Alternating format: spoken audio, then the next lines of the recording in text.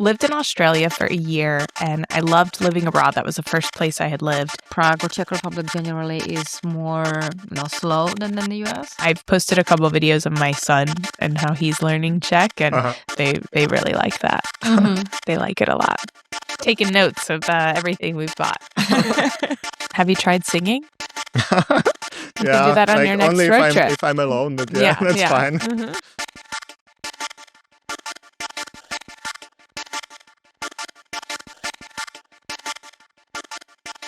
All right, so welcome guys to another episode of Borderline Czech, where me, Dari, and Jan, we argue about the life in the Czech Republic, about our different experiences as a business owners, working with expats as well, or as I like to call it, me being mean to Jan for 60 minutes straight. Please subscribe to our channel and also give us likes because this really helps us grow our channel. And today we're not alone. We have a beautiful guest, Amanda, here. Welcome, Hello. Amanda. Thank you. Thank you guys for having me. Yeah. Amanda is an expat from the US who has a very interesting story of how she came here and made her life happen, and probably not something that you expected to happen when you Definitely not. Absolutely not. Yeah. I met Amanda just maybe a few weeks prior to this episode, and it's been delightful to talk with you, and I'm really excited to learn more today about your story. Yeah. So how about you tell us how you came to the Czech Republic? Just a disclaimer, I know that you only came for like 4 weeks for a little course with like not much of a luggage, alone, and then something happened. Yes. Okay. Yes, exactly. Okay, I'm all for it. Yes. So I lived in Australia for a year, and I loved living abroad. That was the first place I had lived. And I was like, it's great, but it's too far. I need to go somewhere a little closer to home. So I picked China. Wow. A little closer. Not exactly closer, I would say. But I was just I didn't want to stay in the first place I ever moved. So I was looking to go somewhere else. So I got a job lined up for teaching English in China, but I needed a TEFL certificate to do it. And I found a program that I actually knew someone who had done the same program in Prague. So I talked to her about it, got set up with it. I was going to come here for the 4 weeks. I had made my trip a little longer to do some traveling. I really wanted to go to Slovenia and a couple other places. So it was 4 weeks here and about 3 weeks of travel after, and then I had a return flight home. And so I came with just a carry-on because I don't like to travel with a lot of stuff. And so I was like, I'm going to make it work for 7 weeks. I'll just live out of a carry-on, no problem. Yeah. And then about 2 weeks into the course, I said, maybe Prague is a little better for me to stay in than China. And it was because I was meeting a lot of people. They were all planning to stay in Prague. And I was like, all of these cool people that I'm meeting in this class are staying here. Why am I going to China, you know? So, and there were a couple other things that happened, but that's kind of the gist of it. And the course got me set up with our visa and accommodation. And so like having access to all of that made it super easy. So, yeah. So when was it? Yeah. This was January of 2018. Okay. Yeah. Okay. So 8 years ago. A little over 8 years ago. Yeah. You had a little anniversary. 7 weeks turns into 8 years somehow. So what happened next? Yeah. So I immediately started looking for jobs. It was the 4-week course. And then right after that, I think I had my first day of work like 3 days later. And I was moving around Prague and even outside of Prague teaching English. Like I really got to know the metro lines so well because I was going end to end on all the lines. It was kind of miserable, honestly. Like I liked the teaching part, but the traveling part. Yeah. I remember when I first got here, I thought I was so cool because I rode the metro. Like I'm from a small town. We don't have public transportation at all. And I was like, we have a subway here. I was like, Prague is so cool. And like 3 months in, I was like, I hate the metro. Put me above ground. Yeah, but I know it's like a complicated part for like a lot of English teachers that you have to like to travel so much. Yes. Around Prague. Yes, exactly. And it was like the pay wasn't that good.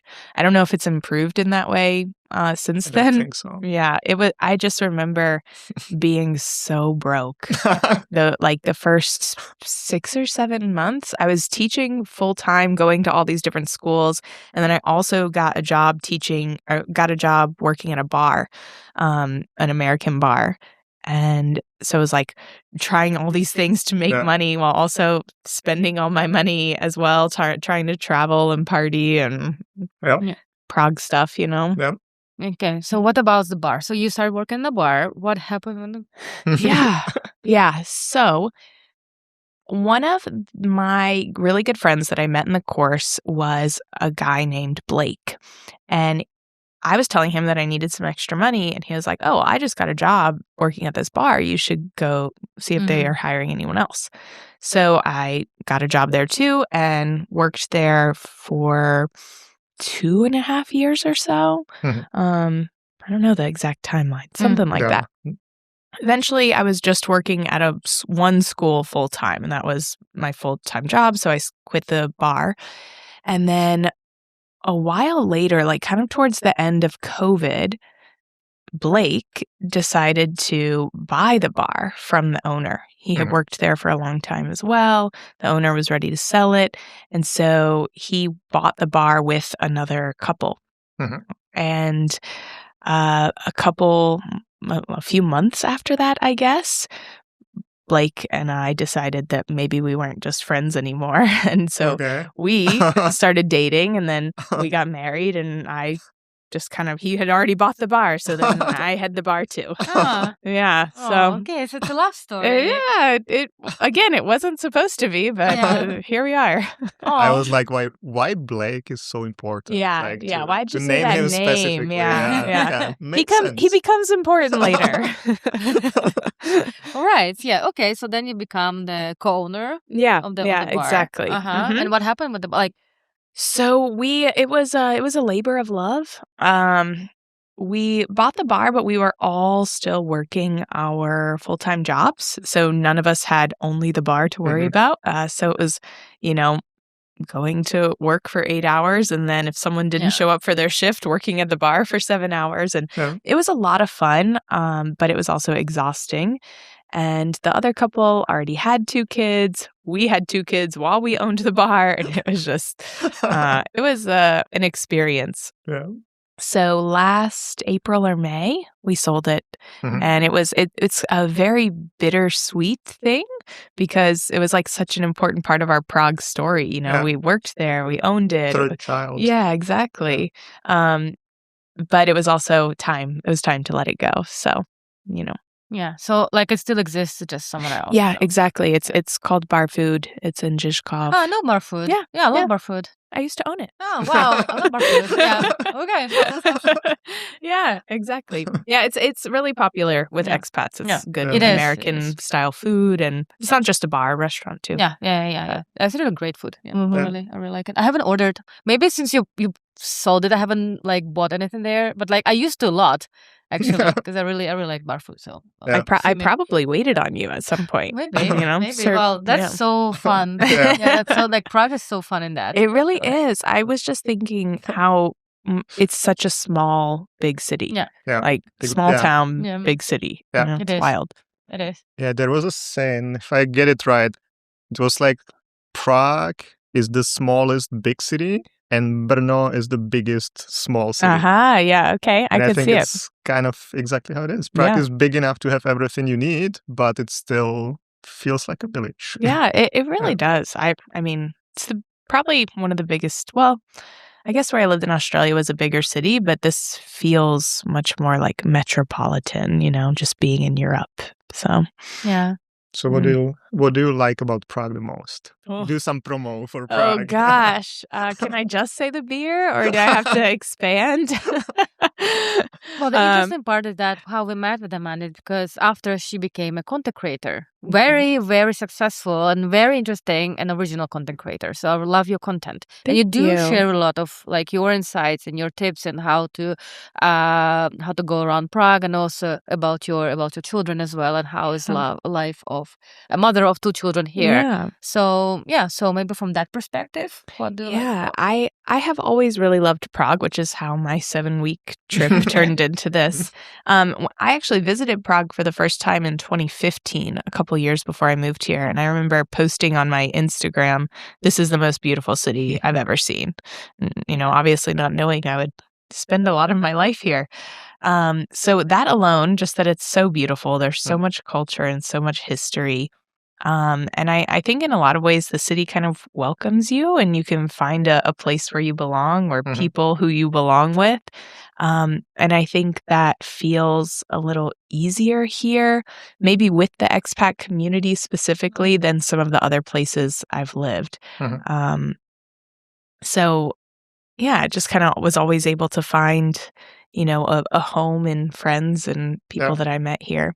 And now that we have kids, we have 2 toddlers, a 2-year-old and a 1-year-old. And it's just, in my opinion, a really good place to raise kids. There's so many people, when I say this on my social media, people will be like, "Prague, a great place to raise kids?" And I'm like, yes. Is it Czech people commenting? Maybe. And I'm surprised that they feel that way because I think it is just so inclusive of kids. I can't walk 1 block without seeing a playground. My kids ride public transportation for free. I ride public transportation for free because I've got my kids with me. There's free entrance at museums and kids corners at half of the restaurants. And I just feel like there's so many ways that the city has included kids in the, infrastructure, I guess. And so I've been really happy to start raising our kids here. I think it's a really good place to be. And how does it compare with like US or Louisiana specifically? Yeah. I think the biggest difference is the maternity leave and parental leave for me, because I'm currently experiencing that, that I have not worked a full-time job since July of 2023. So the fact that I'm able to stay home with them just gives me a whole different experience. It gives them a whole different experience of, their first years of childhood. In the US, the majority of babies are going to daycare or, moms are going back to work much sooner. So that has been a huge factor in how I experience motherhood, just having that time with them. And I think in the US, I feel like there are kid spaces and there are adult spaces.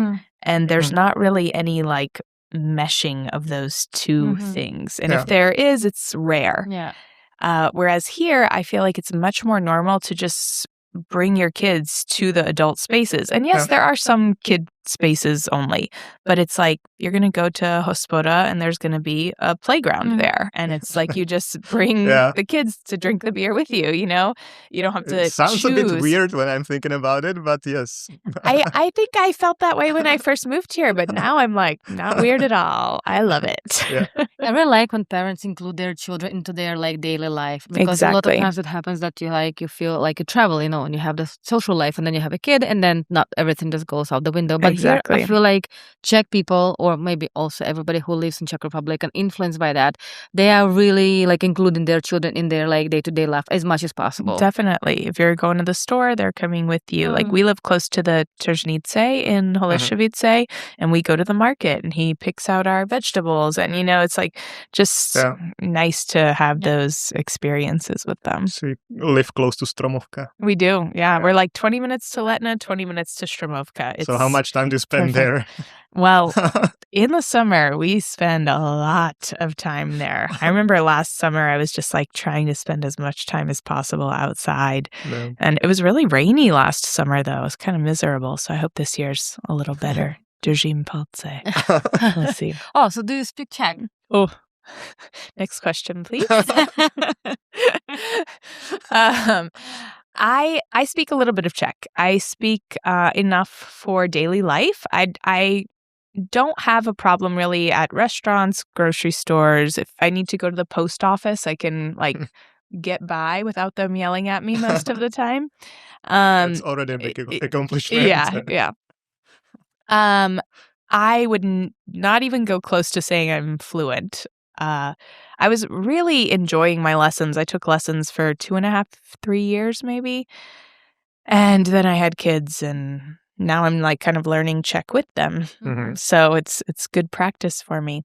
But I really enjoyed the lessons when I had them. I would like to speak better. And I think that a lot of the maybe negative things that I have to say about Prague relate to me not speaking the language fully. So it's kind of like my fault that those are negatives for me, experiences I have or like difficulties I have are because I'm the one who hasn't learned the language fully. Yeah. So That's not something we hear a lot. Yeah. Yeah, that's kind of like self-reflection of how you want to call it. Like we don't hear it a lot. yeah, it's just like when I have to tell someone I don't understand them, and then their next question is, how long have you been in Prague? And I have to say 8 years and I can't understand what they're saying. It's like a little embarrassing, So this just happened on Tuesday because I was at a doctor's office and I was just like, medical terminology is not Yeah. an easy aspect. Yeah. So, but we survived. We made it through together. So. Yeah. You mentioned that you have a lot of followers who are actually Czech people and who are like following your journey here and everything. Do they have comments about like Czech language and English in Czech Republic? Yeah, a lot of people want to know if I speak Czech or, how much I speak. And a few people have asked me to do videos in Czech. And I don't know if that's on my agenda anytime soon, just because I'm self-conscious about it. But no one has been rude about it or told me I should be speaking Czech. Like nothing like that has ever happened. So I'm thankful for that. Yeah. And I've posted a couple of videos of my son and how he's learning Czech, and they really like that. They like it a lot. Yeah. I think it happens a lot, at least with like our clients, that they have children here and then children start to speak Czech so fluently, like their mother language, and then you just like catch up with them. Yeah. Or they just become your little translators. Yeah. Take them to the post office with me. You put them into real life. Exactly. And no one will shout at Exactly. them. Yeah, exactly. What about other differences? For example, like what we hear a lot is also about owning a car versus like walking and everything. So because in the US, like everybody owns a car, right? Yeah. Just like you have drive-through It's everything. the norm. Yeah, you have drive-through pharmacies and drive-through notaries and everything. So Yeah. what about that? Like, do you have a car? We do not. 8 years. We each sold our car separately before we moved here. And we it never crossed my mind ever to get a car before we had kids. Now I think about it a little more because, just Convenience. Yeah, exactly. Not And like having to even bring 2 getting kids to here, it, it was, a third of the time to come by car instead of public transportation. I'm very thankful for the public transportation here, but it just takes longer. And with 2 toddlers, So I miss certain things about having a car. I think the thing I miss the most about having a car is that you can turn the volume up as loud as you want and sing any song at the top of your lungs on the highway and no one can hear you. And I think people on the tram Don't would appreciate that. look at me a little funny if I did that. So The front upon. yeah. And do you still drive? Like, do you borrow a car or something? Rent a So car? we've done some of the like Anytime or Bolt cars that you can rent around the city. Yep. I've only driven them once. I think I've driven in Prague twice in my entire 8 years here, which is pretty crazy. But we do rent a car as a family pretty often, and my husband drives. Yep. I have now that I hardly ever drive, I have kind of like an anxiety about it when it does come time for me to drive. And then it's always fine. It is kind of like riding a bike, like you don't forget how to do it. And it's always fine once I do it, but I have anxiety leading up to it. And it's always Prague's scary. In the US, you always use the automatic. Yes. Yeah. I've never driven a manual in my life. Okay. Yeah, I know. Us poor Americans, we don't even know how to drive a car. Nah, that wasn't what I meant. I don't even have a driving license. Yeah. I don't even have a driving license. Yeah. And I know like And I feel like there's probably tons of people here who don't, because if you live in Prague or like a city or town that's well connected, you don't need it. Yeah. But I know like if I'm gonna learn, which I plan to for many years now, it's gonna be automatic. Like I'm not gonna learn how to drive it. Like I don't. And everybody, especially like men and Czech men, say like, what if Yeah. you will need to drive manual ones. I was like, well, it never happened in my 33 years. Yeah, Like, it never I've happened. been okay so Yeah. far Like, with not driving at all. Yeah. Okay. Yeah, but I will say that driving an automatic like just seems so much more relaxing. Mm. Like you can just set the cruise control and just like, you I know. mean, it's more fun for me. Yeah. But I generally, what I don't like about, I like driving generally, but I don't like the time wasted not doing anything. Yeah. Yeah. So if Well, someone that's why drives me you have and to I'm on the sing. back and then I can write emails or something, that's fine. Yeah. But having to drive like 4 hours to Brno or something, just like the train is better. Yeah. Have you tried singing? You Yeah, can do that on like your next only road trip. if I'm alone, that's fine. Maybe you could take it as a self-care, time. Like, people enjoy driving a car. Meditation. Exactly. Yeah, I mean, I it do. On a tires long me. road trip, it's like kind of like reflective. You can't do anything else. It's kind of nice. You know? Yeah. Try it Just sometimes. tires me. I don't know. You like it, but it tires you. Yeah, I like that you change the gears and you Yeah. just speed up and like then get 3 fines for it. I will say that like the drive to Brno is not exciting. Like it's a lot of, fields and, Oh yeah, so that's true. I get It's it. one of the nicest things about the Czech Republic, that if you travel across the country and you see all the small villages and the fields, it's like beautiful. Yeah, Okay. it is beautiful, but it's not like exciting and keeping your interest up the whole time, I don't know. America's the same way though, because everything's so spread out. So you just look at like hours and hours of nothing until you get to the next big city, Yeah. Did you drive in Australia? I drove a few times, definitely. I did a big trip, all along the East Coast where I drove a lot. So I had a friend kind of teach me how to drive on the other side of the road. And the first time I ever got in her car, I like popped the curb and got her a flat tire. Like literally in the first 3 minutes I was in the car. I was like, great.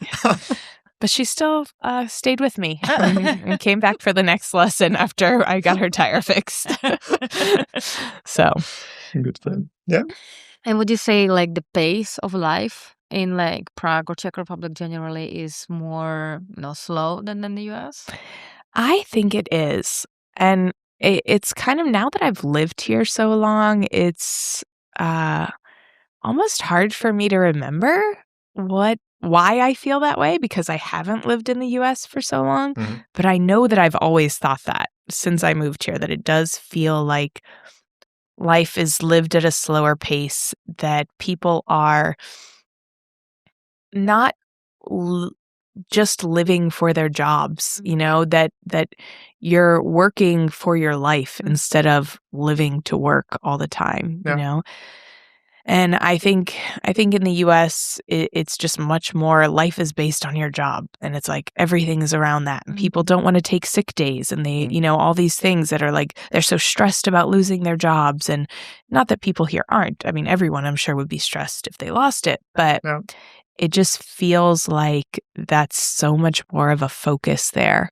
It's just like this hustle culture and climbing the ladder and all these things that and I think a lot of it is tied to the more consumerist culture in the US, that you need the better job so you can have more money, so you can afford these things that everyone tells you that you need, and the houses are bigger and you fill the big houses with all the big stuff, and you got to have the newest big stuff, and like it's just kind of constant. Every time I'm home, the consumerism is like a little shocking when I first get there. I still participate in the consumerism. I'm not trying to like point any fingers or cast any judgment. I'm doing the Amazon shopping and the trip to Target. I am. But it is just more a part of the life there, I think. Yeah. And I just feel like everyone's so busy. Everyone's so busy in America.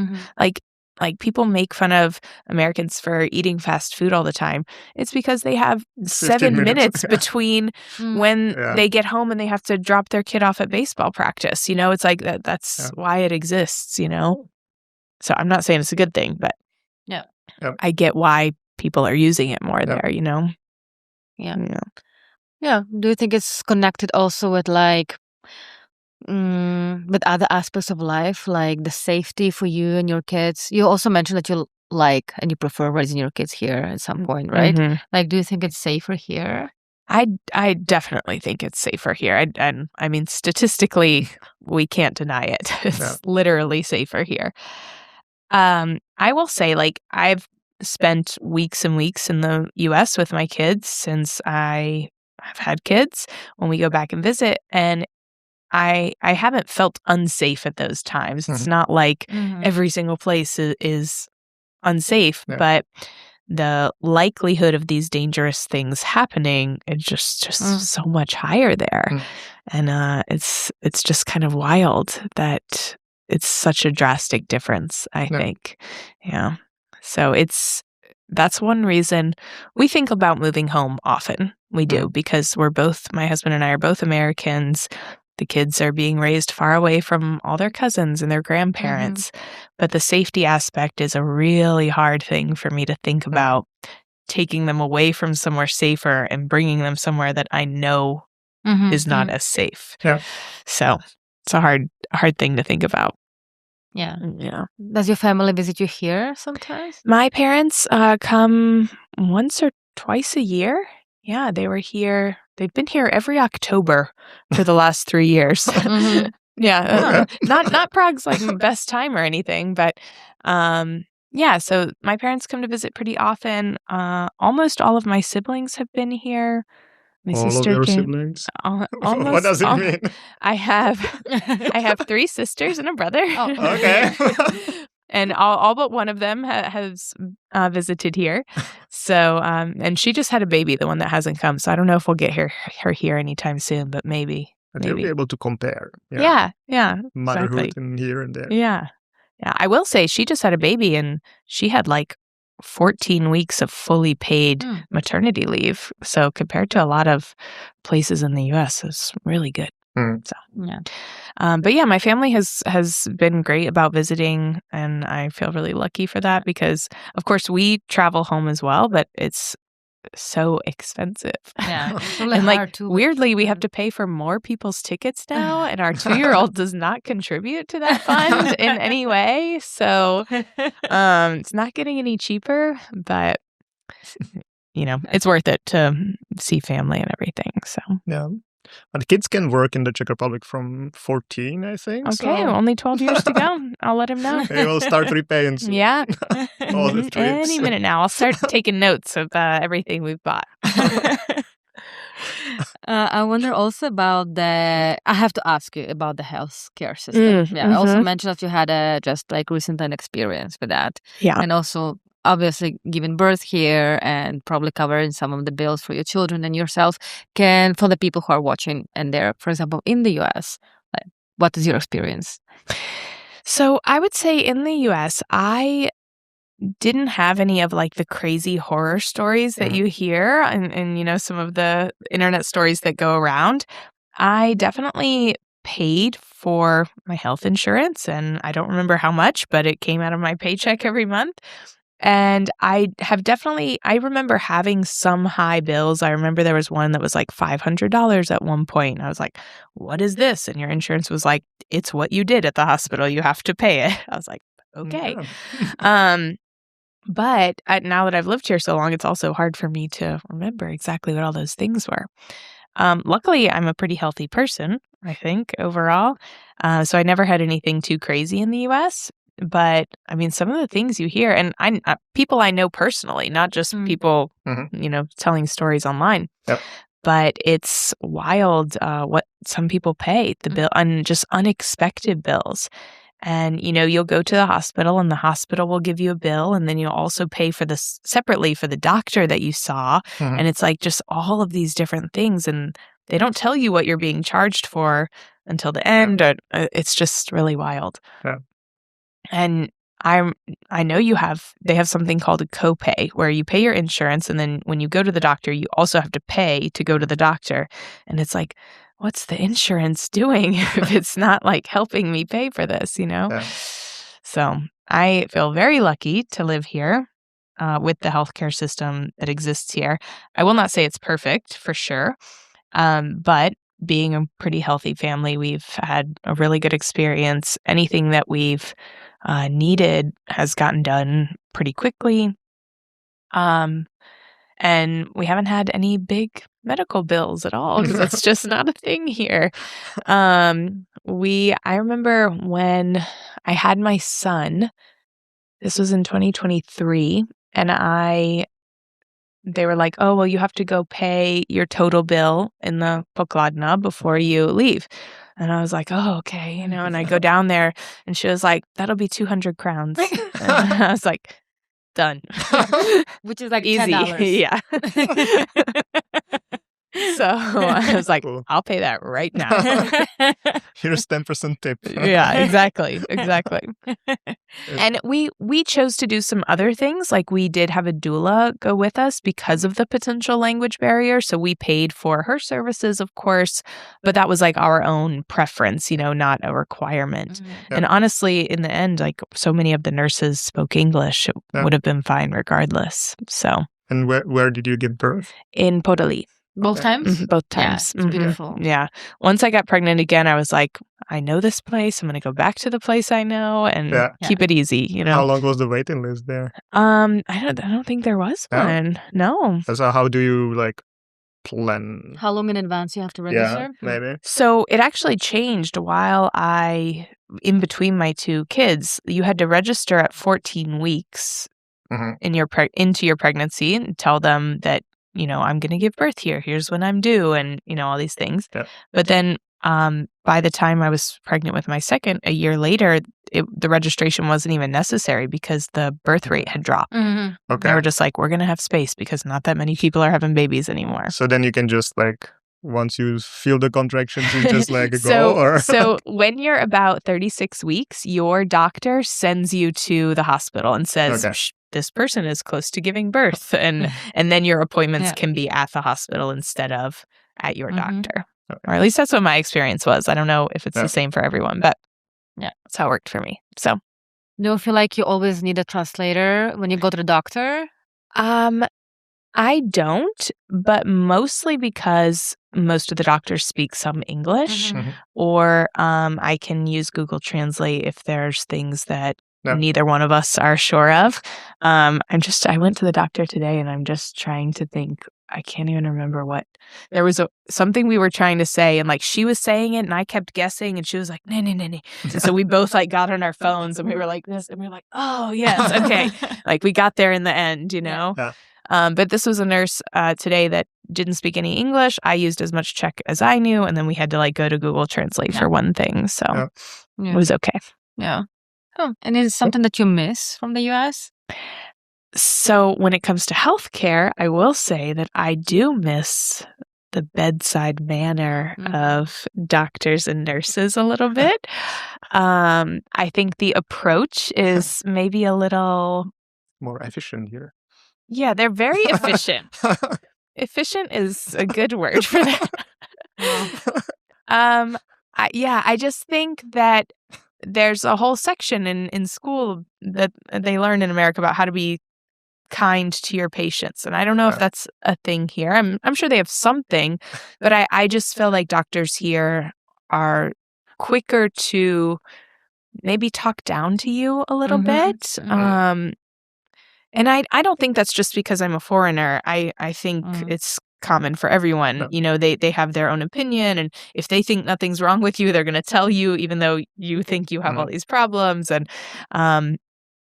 I don't know. I think the directness and the efficiency can be a very good thing. I think there are issues with, overprescribing medications and things like that in the U.S. So I think there's some positives to that here. But I would love a doctor to just rub me on the back and tell me everything's going to be okay, Well, I do. Yeah. I get it. Yeah. And also I come from a doctor's family. So I really do. And I hate it. I'm already stressed. I'm so stressed every time I have to go to the doctor, for the minor thing. I'm so stressed. So I don't need somebody to yell at me. I want someone to tell me it's going to be okay. Exactly. We're just going to take a little blood. I don't want to be here. Yeah. I don't want to be making you work.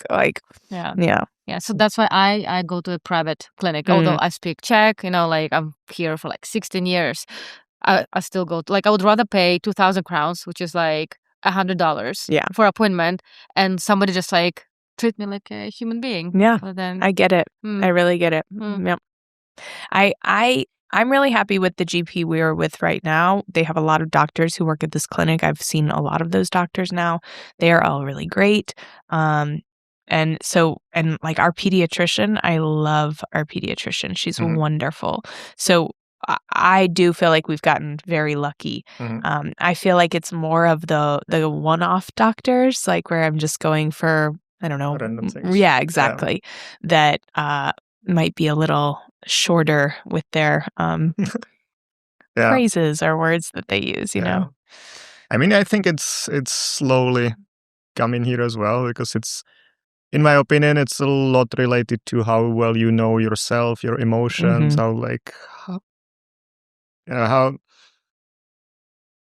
don't know, emotional intelligence, which wasn't really a thing in the Czech Republic until very I can recently. totally see that. So yeah, so maybe with the next generation of doctors, it'll kind of. I think the younger ones will be different. Yeah, I could see that. Yeah.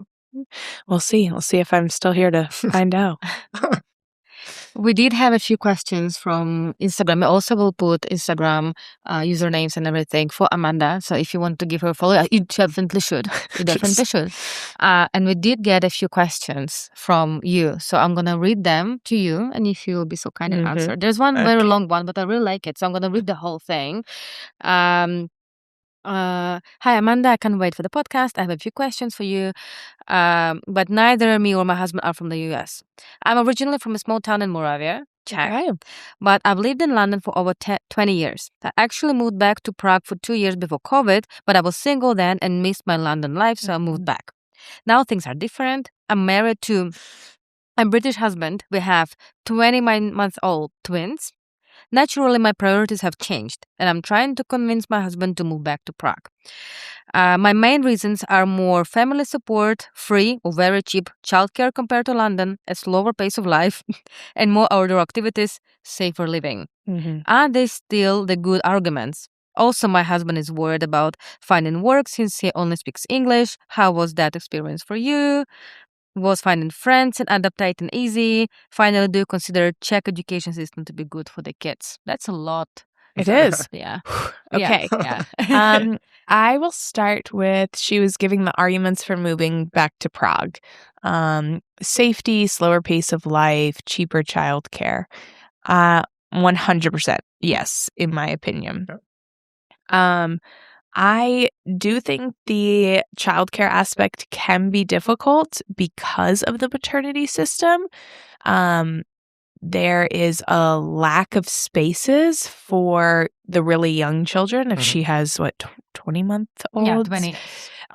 That can be difficult because they expect the moms to stay home with them. So, we're dealing with this now. I might go back to work in September. Our son won't be school age yet. So dealing with finding a place for him, for both of our kids. So that's the only thing. I do think overall it's going to be cheaper than London. It must be, you know. But then you'll also expect to receive lower salaries here if you're working for Czech companies. Well, what was next? Did I answer all of those parts? Yeah, but I think we kind of covered most of it. The whole episode. Okay, but between still, the other I feel things. Like it's still the case. There are still good arguments. I really like that you mentioned the work and that everything is cheaper, but also the salary levels are different. Maybe we could touch the topic of the husband finding work. Yeah. Because Tell me. I think, let's see if you have the same experience and opinion, that you can find a job here because there are plenty of international companies. So it just depends on what you do and what you bring into the table, in my opinion. I totally agree. Yeah. So if you're in some very specific, niche field of business, it might be difficult to find something here. If it's more about finding something, then I think that should be fine. Yeah, I agree. My husband and I both found jobs really quickly without speaking any Czech. And then even now when we have a basic knowledge of Czech that we don't use at work, it's still been easy to find jobs, I think. Yeah. Another question that we had was very interested in, do you feel like you have a community to support you here in parenthood? I do. I feel really lucky. I have a couple that we've been really good friends with since before we ever had kids. They had kids first, and so they kind of made their community with their kids. And then when we had kids, we just got to tag along. So we have a group, we call it the moms group. You know, we're chatting, meeting up at the playgrounds, going to brunch, and we have a family meetup planned in April. It's definitely not the same as if I lived in America. Like I told you, my sister just had a baby in January, and my mom is at their house every single day. You know, and when my kids were born, my mom was here for 7 days, and then she sees them when we visit there, when she comes here. So it's not the same level of support that I would have if I lived at home, which can sometimes be really difficult. But I think when you live abroad, and especially when you live abroad for a long time, you kind of learn how to make community, and you learn who's going to be in your life for a long time, and you kind of have these friends that become your family. You know, we have 3 of our best friends. They'll come over on a Saturday night and, you know, drink wine and help us put the kids to bed and read them bedtime stories, you know, and they don't have any kids at all. They're just hanging out. So that part is really fun. I think moving abroad in general teaches you a lot about yourself and teaches you who you want to surround yourself by. And so kind of lends itself to finding the right people to have in your life. Yeah. Maybe a final question for today is, what would it be like to move now to the Czech Republic with toddlers versus living there and then giving birth? What do you think? It sounds stressful. It sounds hard. I think I'd have to hire you guys to help me. Because like I said, when I moved here, I was just a girl in my 20s. I was like, I can get a visa for one person. Sure. It sounds like it would be stressful to come into a new place, find schools for them, find, you know, a community. It sounds a lot harder than the way I did it, where I slowly, you know, adapted, learned a lot about it, and slowly got to, you know, learn more about the country. And now I'm slowly learning about the kids' stuff as they grow older. So I am very happy with my slow progression of having kids here. But I know people do it. People move abroad with kids all the time. So there must be paths to do so, you know? Yeah, they are definitely. And actually, if you watch till like this very moment, if you do contact us and you use the code Amanda and subject line or anything, you will get a full consultation on us for free as a gift from Amanda to you. And so you can find more about moving here and like what your options are. Yeah. And you guys have been doing this for ages now, right? 14 years. 14 years. And what did you say? It was like 25,000 people? Yeah, 25,000 people. That's wild. Yeah. So you know what you're doing. Yeah. Okay. Let's finish it with one last thing. What advice would you give anyone who would like to move now from the US here? I would say my first advice would be to just do it. Do it. If you're waiting for the right time, you're going to find reasons why it's not the right time. Just pack up your bag and make it work. I moved here as a broke 28-year-old in credit card debt, and you know, somehow climbed my way out of American credit card debt on the Czech crown. And you know, you just got to make it happen. So that would be my first advice. Just do it.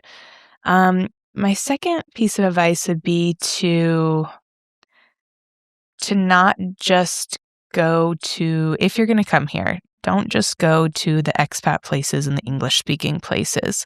If it's a place that you want to live, then live in it. Live in the Czech culture, not just the expat culture.